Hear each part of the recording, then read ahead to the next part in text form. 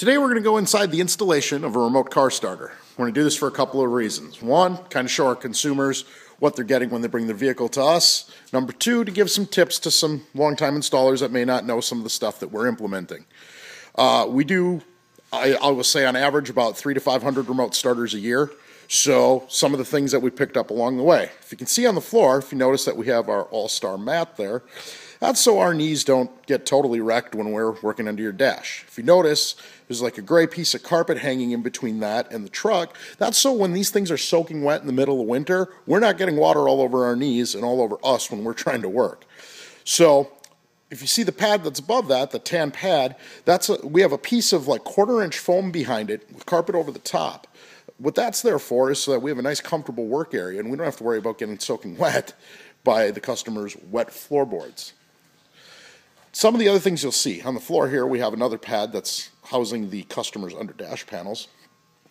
As we go inside, as you can see, Johnny left all his tools in here so we could show you everything. If you notice his old school multi-test meter from Astroflex, that's old.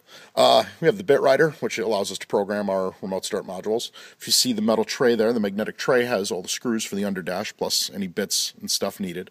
Soldering iron and solder, tape, couple strippers, and there's our remote starter, Avatel 4113, one-button remote. This is a 2006 Dodge Durango. So pretty simple. If you also notice on the seat, we have ourselves an iPad. What we're doing with the iPad here, as you can see, let's try and zoom in on that for you, make that a little bit clearer. On the iPad, we have the install instructions for the DBL. So also what we can do with this is we have our direct wire info. So we can have our DirectX info right here at a finger's touch, right here in the car with us, so that we can make sure that we're wiring one of these properly. And if we have any questions or anything we need to look up, we've got a web browser right here. So, like I said, brings us to the DBL. Right there's some extra wiring info. We can go right down to programming instructions and everything. And we never had to get up out of the car.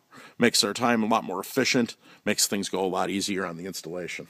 Plus, we're saving a ton of paper because we're not printing the vehicle info for every vehicle we do installs on anymore. We're just doing it right here on the iPad.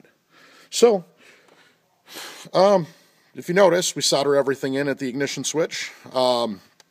Everything's all taped up. We have a nice pre-wire there that was pre-wired on the bench before we got down into the car. We actually remove wires that aren't needed in the installation. Pretty simple. And as for the remote start, if you watch, press the button twice, parking lights flash, a couple seconds later, the car starts. And there we go. We have a working remote car starter in a 2006 Dodge Durango. Installed by RPM Speeding Custom, Sheboygan, Wisconsin. We can do yours any day. Phone number here is 920-457-7322. Thanks.